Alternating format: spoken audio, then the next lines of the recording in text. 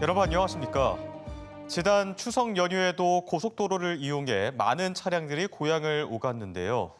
명절 연휴마다 고속도로 곳곳에 많은 양의 쓰레기가 버려지곤 했는데 이번에는 어땠을까요? 김성국 기자가 현장에 다녀왔습니다. 경부고속도로 서울 방향에 있는 한 휴게소. 닷새간의 추석 연휴가 지난 뒤 분리수거장에는 쓰레기가 잔뜩 쌓여 있습니다. 쓰레기 20톤이 들어가는 적재함입니다. 평소에는 2주가량 쓰레기를 모아야 가득 차지만 명절 연휴 5일 만에 이렇게 쓰레기가 넘쳐버렸습니다. 자세히 보니 선풍기와 전기장판처럼 고속도로에서 보기 드문 생활 쓰레기가 눈에 띕니다. 정체를 알 수 없는 오물이 담긴 페트병에서는 심한 악취가 진동합니다. 재활용 쓰레기를 담는 포대에는 장갑과 휴지 등 일반 쓰레기가 수두룩합니다. 일주일 일을 내가 오늘 하루에 다 하고 있거나 그렇게 느꼈습니다. 분리수거 안 해주시는 거예요. 그게 제일 힘듭니다. 근처 졸음 쉼터로 가봤습니다. 쉼터 옆 하단에는 담배꽁초가 든 플라스틱 컵부터 썩은 수박까지 버려져 있습니다. 가드레일 바깥에는 누군가 내던진 것처럼 보이는 비닐과 플라스틱 용기, 캔이 널브러져 있습니다. 졸음 쉼터에 내걸린 쓰레기 투기를 경고하는 내용의 현수막이 무색할 정도입니다.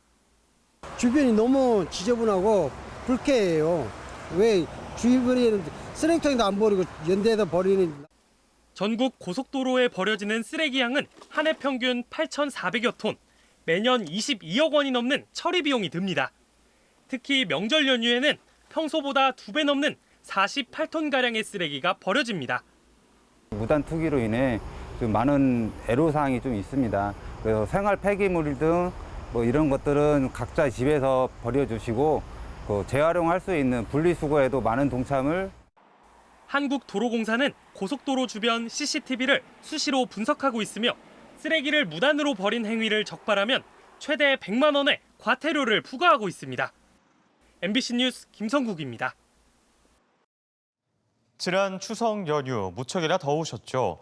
추석답지 않은 폭염에 추석이 아닌 하석이라는 우스갯소리까지 나올 정도였는데요. 내일부터 주말까지 더위를 식혀줄 반가운 비가 내리면서 점차 가을 날씨가 찾아오겠습니다. 윤소영 기자입니다. 한낮 기온이 30도를 훌쩍 넘겨 폭염 경보가 내려졌던 대전 도심. 추석이 지났는데도 시민 대부분은 반소매와 반바지 차림입니다. 연신 부채질을 해도 흐르는 땀은 멈추지 않습니다. 안 돌아다녔어요. 집에만 에어컨 틀어놓고 하루 종일 집에만 있었어. 더워서 진짜 못 살겠어요. 사상 최고의 폭염으로 손꼽힐 만한 올여름 더위는 추석이 있는 9월에도 이어졌습니다. 지난 10일 대전의 낮 최고 기온이 36도, 금산이 36.5도까지 오르는 등 대부분 지역에서 9월 사상 최고 기온을 기록했습니다. 9월 처음으로 폭염 경보가 내려졌고 밤사이 최저 기온이 25도를 웃도는 열대야도 대전에만 엿새가 나타나 기상 관측 이래 가장 길었습니다. 늦더위는 가을 단풍에도 영향을 줄 전망입니다. 계룡산은 평년보다 닷새 늦은 다음 달 20일에 첫 단풍이 들고 단풍의 색감도 예년만 못할 것이라는 관측이 나옵니다. 예년과 같이 그렇게 일교차가 크진 않을 걸로 보고 있고요. 그렇기 때문에 단풍 색이 아주 곱다고는 좀 전망하기 어려울 것 같습니다.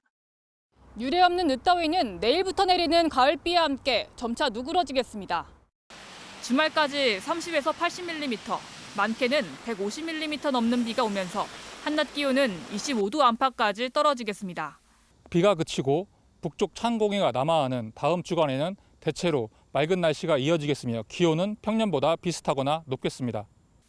대전지방기상청은 시간당 최대 50mm의 국지성 호우가 쏟아지는 곳이 있겠다며 비 피해에 각별한 주의를 당부했습니다.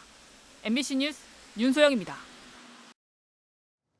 충청권 4개 시도가 공동으로 추진하는 충청광역연합 규약안이 각 시도 의회에서 의결돼 행정안전부의 최종 승인만 남겨놓게 됐습니다. 충청권 특별지방자치단체 합동추진단에 따르면 충청광역연합 운영계획, 조직협의, 의회 구성 등의 내용을 담은 규약안이 최근 각 시도 의회를 통과했으며 다음 달 내 행안부 승인을 받으면 오는 12월에 출범할 전망입니다. 앞서 4개 시도는 지난 5월 충청지방정부 연합 규약을 마련해 행안부에 제출했으며 지방정부라는 명칭을 빼라는 조건부 승인을 받은 바 있습니다. 환자들이 치료 중인 병원에서 불이 나면 자칫 대형 참사로 이어질 수 있는데요. 한밤중에 대전의 한 종합병원에서 불이 났지만 의료진의 발빠른 대응으로 한 사람도 다치지 않고 불길을 잡았습니다. 이승섭 기자입니다. 대전에 있는 한 종합병원. 간호사들이 소화기를 들고 병원 복도를 분주하게 지나다닙니다. 잠시 뒤 간호사들은 소화전에서 호스를 끌어옵니다. 병원 화장실에서 난 불이 소화기로 잡히지 않자 119 소방대원의 설명에 따라 소화전으로 초기 진화에 나선 겁니다. 화재가 확산이 돼서 엄청난 인명피해가 있을 것으로 예상이 됐습니다. 할 수 있겠느냐 여쭤보고 해보겠다고 하셔서 오늘 새벽 2시 30분쯤 대전의 한 종합병원 4층 화장실에서 화재가 발생했습니다. 불이 난 화장실 바로 앞에는 중환자실이 있습니다. 화재 당시 이 중환자실에는 환자 10명이 입원해 있었습니다. 진화 작업과 동시에 다른 의료진은 중환자실에 있던 환자들을 1층 응급실로 대피시켰습니다. 연기가 더 뿌여오면서 냄새가 더 지독하고 또 그 상황에서 환자분들 생각이 나가지고 환자분들을 이송을 해야 되겠다. 의료진의 신속한 초기 대응 덕분에 불길은 크게 번지지 않은 채 10여 분 만에 꺼졌습니다. 한밤중에 난 불이었지만 병원에 있던 환자 160명과 의료진 40여 명은 모두 무사했습니다. 긴급 상황에 대비해 대응팀을 꾸리고 소방서와 함께 했던 훈련이 결정적 역할을 했습니다. 환자 이송, 또 진화팀, 또 신고를 하는 그런 팀들이 다 제 역할을 잘 수행을 해서 경찰과 소방당국은 화장실의 환풍기에서 전기적인 요인으로 불이 시작된 것으로 보고 정확한 화재 원인을 조사하고 있습니다. MBC 뉴스 이승섭입니다. 최근 마감된 2025학년도 수시 모집에서 정원이 늘어난 대전과 충남 지역 의과대학에 지난해보다 4배 많은 4천여 명이 지원했습니다. 지역 인재 전형을 노린 지역 학생들이 대거 몰린 것으로 보이는데요. 문제는 수능 난이도와 중복 합격으로 인한 이탈 현상입니다. 김광현 기자입니다. 최근 접수를 마감한 내년도 수시 모집에서 충청권 의대에 많은 학생들이 몰렸습니다. 지역 인재 전형으로 295명을 모집하는 대전과 충남 4개 대학에는 4,020명이 지원했습니다. 지난해보다 모집 인원이 3배 늘었는데도 지원자 수가 4배 이상 크게 늘며 경쟁률도 높아졌습니다. 66명 모집에 1,129명이 지원한 충남대 의대는 17대 1, 가장 높은 경쟁률을 보였고 건양대와 을지대, 순천향대도 각각 모집 인원보다 10배 이상 많은 지원자가 입시 문을 두드렸습니다. 의대 정원이 늘고 지역 인재 전형으로 선발하는 비율이 높아 지역에서 고등학교를 다닌 학생들이 많이 지원한 것으로 분석됩니다. 전문가들은 올해 특히 수능 난이도가 중요하다고 보고 있습니다. 지난해처럼 수능이 어렵게 출제되면 최저 등급을 맞추지 못하는 경우가 생길 수 있다는 겁니다. 대전 충청권에서 내신도 좋고 그다음에 수능 최저마저 맞출 수 있는 학생들이 얼마나 되겠느냐. 과연 이 모집 인원을 감당할 수 있겠느냐. 또 수도권 의대에도 함께 지원한 학생들이 많을 것으로 보여 중복 합격으로 인한 이탈 현상이 나타날 거란 전망도 나옵니다. 대학들은 정원 증가에 맞춰 교육시설 확충을 계획하고 있는데 내년도 정부 예산안이 확정되길 기다리고 있습니다. 의대 지역인재 전형을 겨냥해 수도권 학생들이 일찍부터 충청권 등 지역으로 유학을 오는 시대가 올 거란 예측도 나오는 가운데 우선 내년도 입시 결과에 관심이 쏠리고 있습니다. MBC 뉴스 김광현입니다.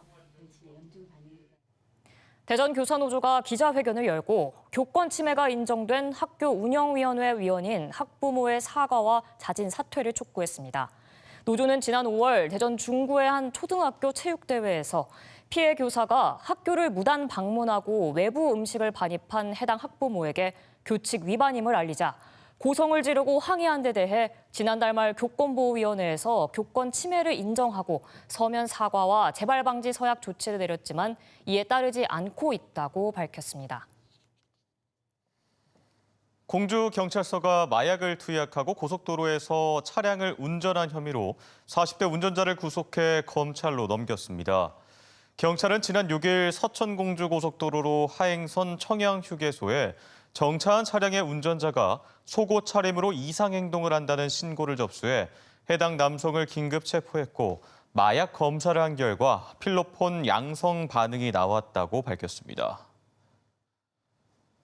오늘 오전 7시 10분쯤 대전시 신일동의 도로에서 한국타이어 대전 공장으로 향하는 직장인 통근버스가 길가에 주차된 화물차 옆면을 들이받았습니다. 이 사고로 70대 버스 운전자가 경상을 입었고 버스 탑승객 10명이 다쳐 인근 병원으로 옮겨졌습니다. 경찰 조사 결과 운전자는 면허 정지 수준의 음주 상태였고 전날 술을 먹었다고 진술한 것으로 알려졌습니다.